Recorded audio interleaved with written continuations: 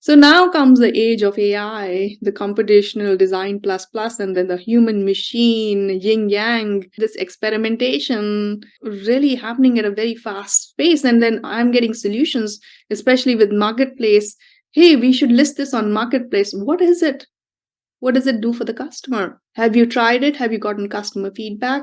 There has to be some way of validating that there's a real value you can bring to the customer. Otherwise, the partnership is going to fail because there's nothing for you to go jointly together. Learn how to master cloud marketplaces in just 5 weeks with our cohort course. Accelerate your growth by tapping into the $300+ billion cloud spend that enterprises have committed to AWS, Azure, and Google Cloud. Discover the future of go-to-market with Roman. During 10 weekly sessions, you'll learn how to leverage this fast-growing channel and network with top industry experts and partnership leaders. We will dive into marketplace strategies, internal buy-in, building relationships with the cloud, and mastering co-sell. Join our upcoming cohort. Today, we have amazing speaker. We have Neeti Gupta. Neeti has amazing experience. She's been currently in VMware, which was recently acquired by Broadcom. And VMware has been very successful in cloud partnerships. Neeti has amazing background. Like I said, she's been Woman of the Year in channel by CRN. She's been before that in Microsoft itself and Amazon, Meta. So incredible background. And I really look forward to hearing from her about how to do co-build within this framework of co-market, co-build, co-sell. I have worked for big tech for the last 20 years. I went to school for building architecture, and people ask me, what does building architecture have anything to do with partnerships? And I always say, I learned early on how to work with cross-functional teams, because if you have to build a house for someone, you have to work with a lot of consultants and then execute against a strategy blueprint, which you kind of draw and then make it happen. And I think in a nutshell, that analogy has always served me well in partnerships, because you are, kind of creating a space for organizations to come together. And you are the architect, and often in organizations, you are also the one who executes on that plan. The bubbles are just kind of a representation of the time I spent there, but the learning in each of these areas was huge, because all these companies are really, focused on how to partner, because they have learned that they can't satisfy all the customer needs alone. I would love to ask you, like, when you joined VMware, right, and when you sort of maybe like you interviewed with them, and they ask you, like, how do you accelerate the relationship with hyperscalers? Like, what was your answer? Like, what is the sort of top 3 things that you had in your mind? When you join organizations, most of the organizations are not very self-aware, so they basically sell you on the potential. And so the conversation was about acceleration, right? The conversation there was, hey, we have a relationship with Microsoft.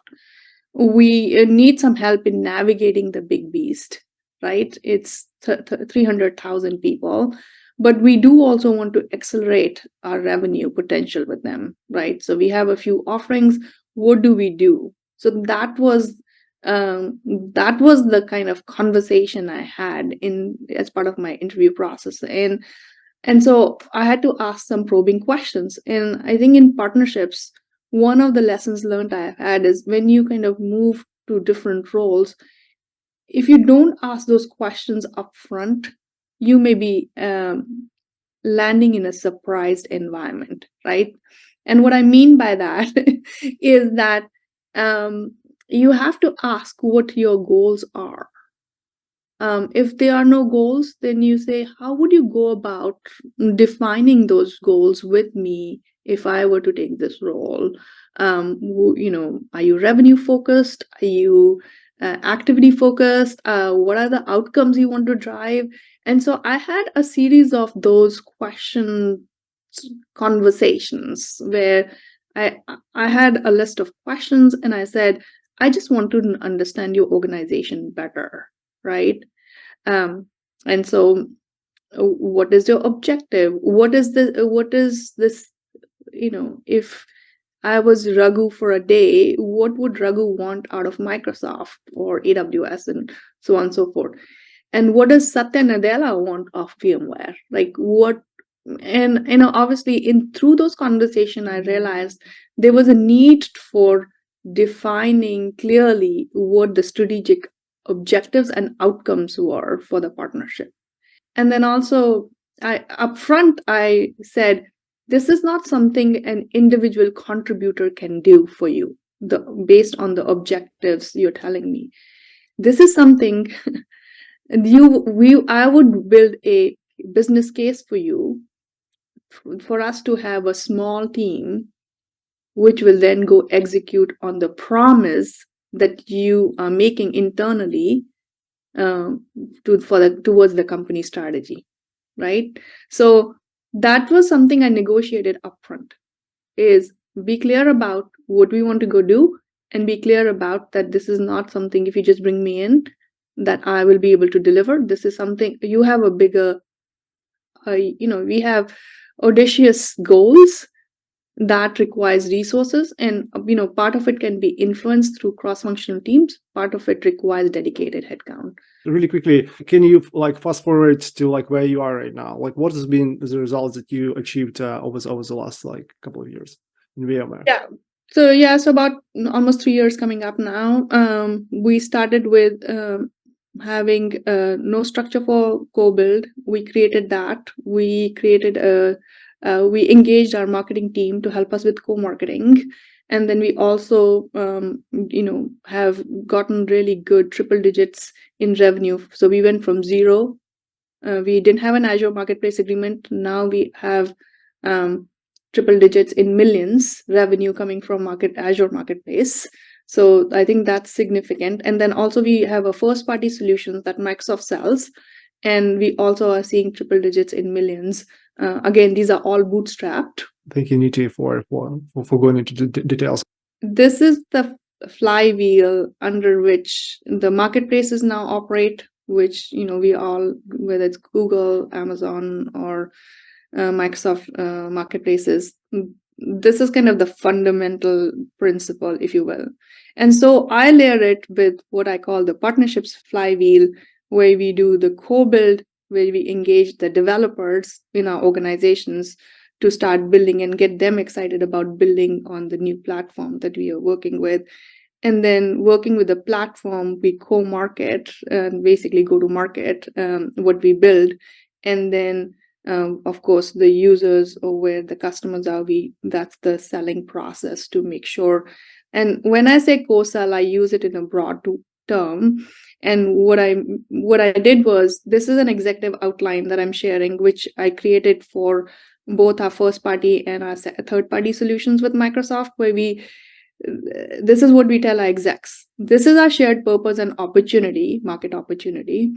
This is the end-to-end go-to-market life cycle. So in co-build, we are delivering our joint solutions, now maybe built by us, jointly built, or built by Microsoft. We co-market, we drive awareness and demand. And then co-sell, as I said, we go into not only leading buyers to solutions, but also customer success, because consumption is king, as you know, with Microsoft and any of these hyperscaler partners. We think about product support, also support for customers, and then also, the old way of kind of saying channel, but really these are all these value-added services partners. They could be software partners, they could be embedded partners, they could be resellers, distributors, but the co-sell encompasses all of this for us.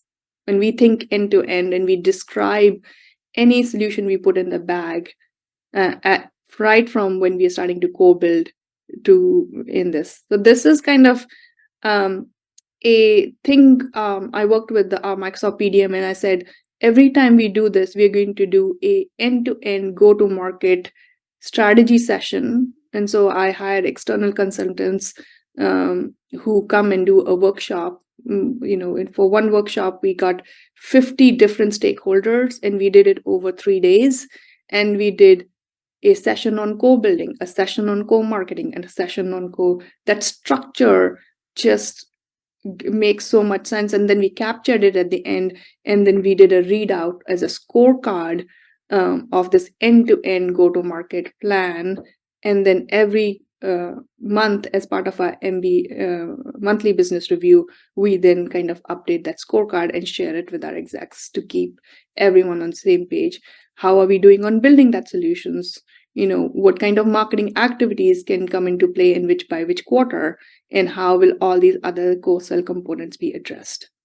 So this is a framework. It looks simple, but it's very hard to do. And once you do it, your life as a partnership leader becomes so much better, because you have visibility end to end, and you're not getting pulled into a marketing conversation one day and a product conversation another day, and a support conversation a third day. So you create the structure and you get everyone to fit in. We talked a little bit about my examples, team structures. This is how I structured it. This is the business case, to Andy's point. I asked for an innovation leader on co-build, supported by some project managers, and then also from a V team, got some solution architects to help us on co-market. We got a partner marketing person assigned to us on both sides. I also got someone internally, and they reported into the our marketing organization, and that was okay with me. Like, they didn't have to report. Ideally, I would like them to report, because then that just creates clear accountability. But if you get a dotted line, that's fine. And then marketing operations person, because for Marketplace, we realized we need someone who can do the ops on the partner center as well. And then on co-sell, we started building business developer leaders, regional co-sell leads. We put a Marketplace lead and also engaged operations team on that. So it's I just created a loose structure. Now, if you are managing multiple hyperscalers, actually this would scale, right? This would be for a specific hyperscaler. That's what the need is. That's maybe sometimes you don't get those headcounts, but that's what you build towards, right? You start here and then you do a little bit of these, but then you start kind of building a business case for each. With your marketing team, you go make a business case for them to have a partner marketing lead. And if you have a sales organization that's separate, then you go make the business case for all these people. So that's, and then I know that you wanted me to focus quickly on co-build. One of the things, and it's a failing that I've seen across all these big tech companies is, and I think Amazon was the best one.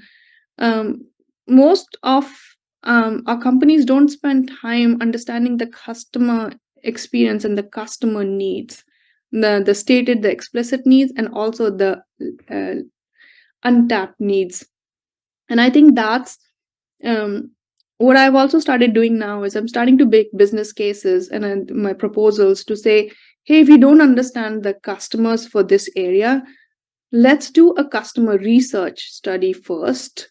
And whether it's engaging your user experience team or engaging your market research team, whoever you can find who will help you do that, or even starting with your sometimes sales leadership teams have resources who can help you do that.